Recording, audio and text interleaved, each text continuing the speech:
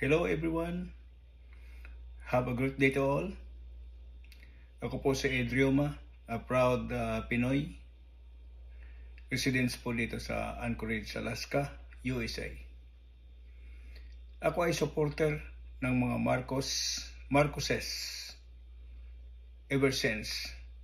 Mula pa noong panahon ni President Marcos Sr. at hanggang ngayon kay PBBM President Marcos Jr. Supporter na po ako nila. Kahit nasa abroad ako, ng mahabang panahon, sinusundan ko po ang istorya ng mga Marcoses. Naalala ko pa noong kabataan pa namin sa probinsya, sa Leyte. Po ako galing and proud to be Alitenyo. Naabutan ko po ang buhay martial law. At naalala ko po na mas tahimik ang buhay noon kaysa buhay ngayon. Naalala ko rin po yung time na napaalis po ang sitting president na si President Marcos Sr. out of Malacanang through EDSA People Power Revolution. At dinala po ang Marcoses sa Hawaii, USA. Marami po ang nalulungkot at kasama ako sa mga luhaan.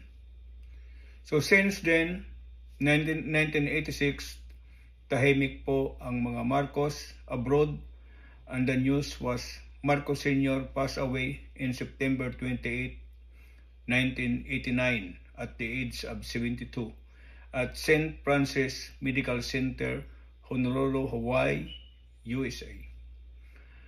Nalungkot po ako at nabanggit ko by my great president. After that, nabalitaan ko na nakabalik na ang mga Marcos sa Pilipinas at nakabalik na rin po sila sa politika. Masaya po ako personally na nakabalik na po ang mga Marcos sa politika. Ito, busy po ako abroad, kung saan din po ako nakarating. Tumagal ng tumagal, parang hindi ko na napapansin ang politika back home. Hanggang dumating ang 2016 election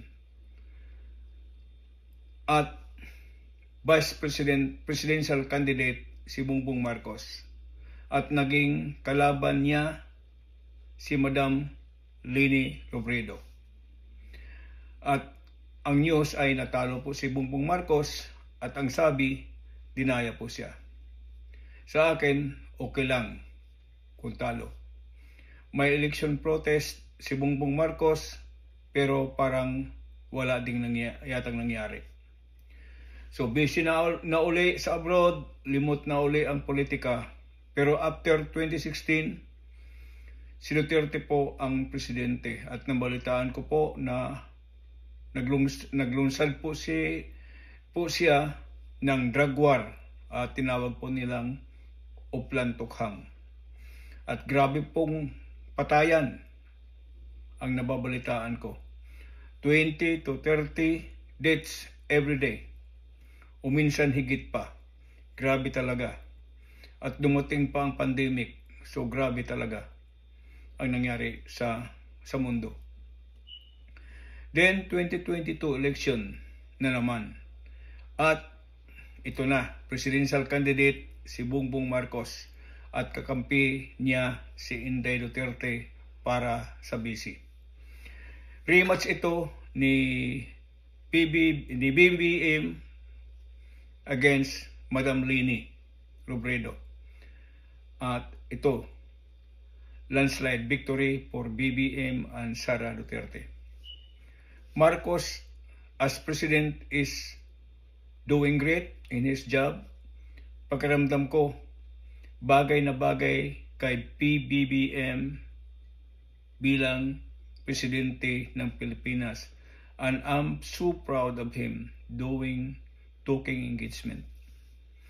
So ito na, after 2 years sa pagiging presidente po, medyo nag-iba po ang ihip ng hangin ng mga Duterte. Pinagbintangan si Bongbong na bangag,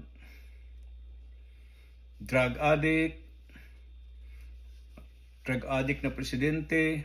Ito po ang ibinibintang po ng mga Duterte o mga kalaban po sa politika ni Bongbong Marcos na hindi po natin inaasahan dahil magkakampi po sila sa politika noong 2022 election.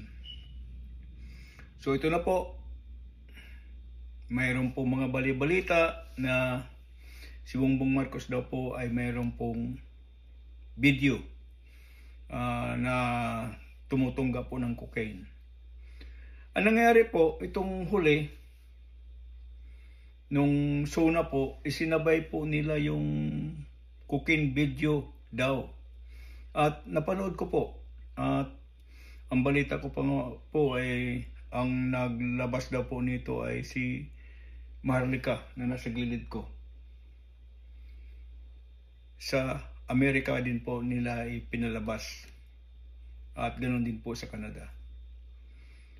Nung tingnan ko po yung video, siyempre nag-iisip po ako. Kasi yung video daw na yan ay kuha noong the year 2012. At ang tingin ko sa picture na ni Bongbong, parang hindi po siya sa kapanahunan po ng 2012. Kasi may mga picture po ako ni Bongbong Marcos because at that time, Bongbong Marcos was a senator. He is a sitting senator at that time, at the year 2012. At mayroon po akong mga picture po ni Bongbong Marcos during that year. So ngayon, kumukuha po ako ng mga picture ni Bongbong Marcos at kinuha ko rin po ang picture ni Bongbong Marcos ngayong 2024 na siya po ay gano'n na po nagkaedad na po siya. At kinukumpara ko po yung picture doon sa video. Parang hindi po sila magkakatugma. Kung 2012 ang picture, dapat kaparehas ng picture nung 2012 po sa kapanahunan po ni Bongbong Marcos. So ngayon, tinitingnan ko po yung picture sa video, parang lumalabas na mas matanda pa siya sa picture ni Bongbong Marcos ngayong 2024. Kaya hindi ko po alam kung ito po, kung ako po ang titingin sa picture na yun, sa video na yun, parang hindi tumutukma sa sinasabi nilang 2012 na ginawa yung cocaine na yun issue. At pangalawa, meron ba namang, kung tayo po ay magdudruga o kaya tutungga po ng cocaine, papayag ko ba tayo na sa harap natin ay may kamera? Di ba wala? So, yung video na yun, nakikita natin na malapit po yung kamera. So, kung anuhin po natin, kung isipin po natin, parang hindi rin po magkatugma. At the same time, dito po sa huli, yung lalagyan po, nakikita lang po natin na yung kumukuha po siya ng cocaine, kunwari, doon po sa transparent na container. Yung cocaine, alam naman po natin na mamahalin yan. Mas mahal pa nga sa mga jewelry yan. So bakit doon po natin ilalagay sa transparent na container na I think nabibili lang po natin ng 2.5 pesos sa sari-sari store.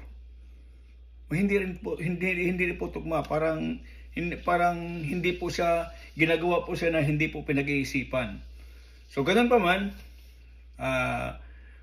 komentaryo ko lang po, yun po yung aking pananaw na sa tingin ko po ay malayo po sa katotohanan.